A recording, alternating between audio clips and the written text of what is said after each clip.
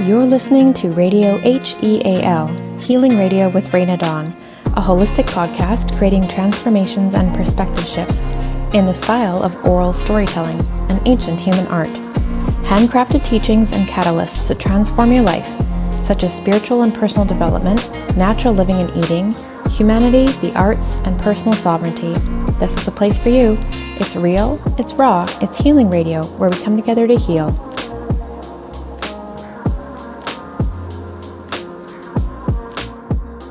It is an artist's job to transcribe emotions and experiences from inside and put them into our outer world, to communicate ideas and evoke emotions that offer different perspectives.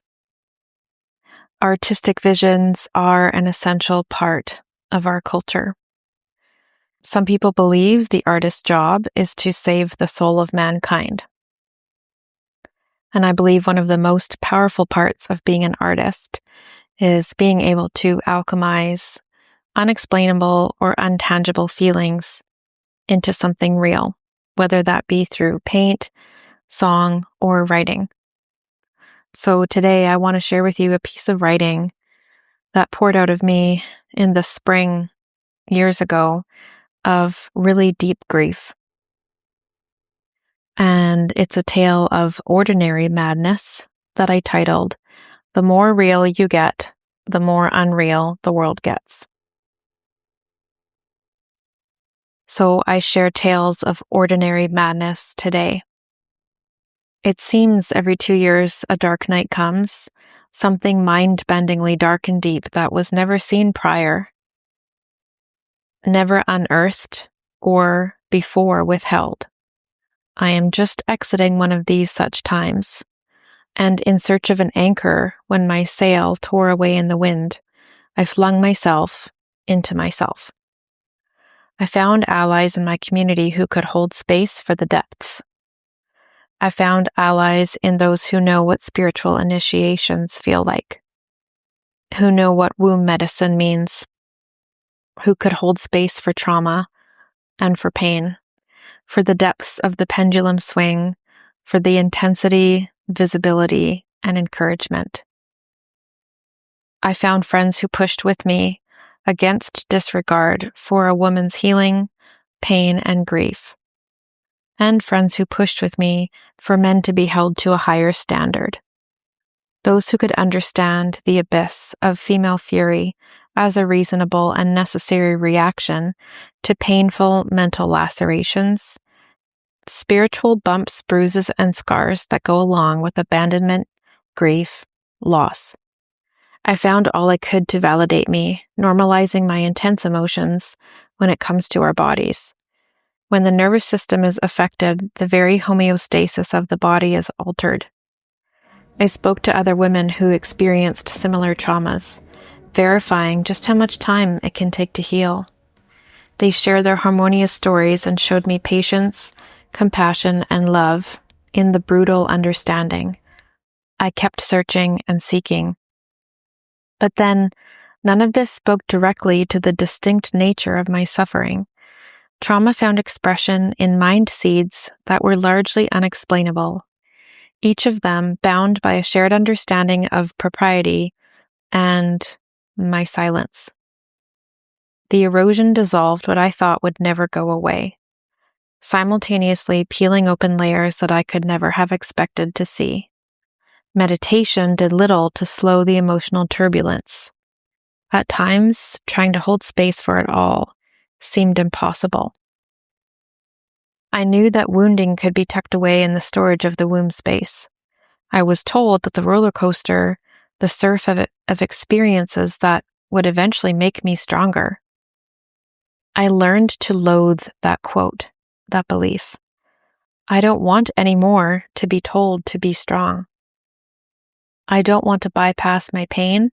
I am done with numbing my experiences, pretending I'm not feeling pain, hiding it, toning it down, or stuffing it in a desperate attempt to appear strong. Bypassing, stuffing, the ultimate weakness. No, I want to be soft, held. I want my tears to be my bodyguard. I want talking out my process to be a disentanglement. I want to melt and meld, be set free, and tended and guarded to, like a fenced garden of wildflowers. To have time on my side as I reshape and phoenix. This was beyond strength, and I knew being strong was not going to cut it this time. And yet, others, wiggling, smiling, beautiful, wide-eyed reminders, had moments oscillating between deep love and deep, salty stains of grief became quiet, old, and stale. Is this movement towards the strong? I would wonder. Then reframe. Is this real? I would philosophize. Finally, after deliberation, I would ask it to come in full force so I could truly feel it. I was overwhelmed. And this isn't even its final form. Our emotions, our energy can be potent, severe tornadoes. Being real, practicing radical honesty is vital to me in life and medicine work. Since 2020, the irony in this absolute circus mess is that personal development is constantly being talked about online, but often in real-life situations, shoved under the rug. A meme can't transform your inner landscape. So in the process of finding fellow seekers, the real ones, the others, who are terminating their ticket to the circus, who are committed, we don't get what we want unless we commit. And only doing the work can do that. Only staying with the discomfort can do that. And only looking within can do that. We can try to hide from doing our work. We can hide in our loneliness or hide in the busyness of work, hiding in our aches and pains, or hiding for the itch, for drugs or alcohol or food or television to numb us. But we can't run from it. It catches up. And it'll show itself to you quietly. It lurks in the shadows, and it will haunt you until you look. The hippies spoke about dropping out. I feel like each cycle of my tender personal evolution in another dark night is yet another chance to drop out in the right way, in a good way. Because with each quiet revolution, the ones you don't necessarily see online because they are too ugly or messy or irrelevant or too private, they still walk with us. Their impact is still there. They are there in the body of the person you see. They're there in new words, new quietness, a new perspective. The dark night's impact is there in the space holding, in the compassion, and the love.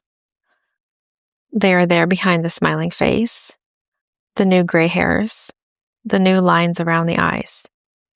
They are within the sadness and the wisdom and the deep love wave coming out of the windows of the soul. The search for alleviation of the contamination from the shadowy bits, not hiding, healing.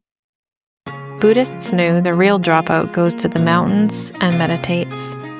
So go. And like a wildflower, quietly spend your days allowing yourself to grow hidden away in secret. Not many will know all of your struggle, but eventually all will see your light.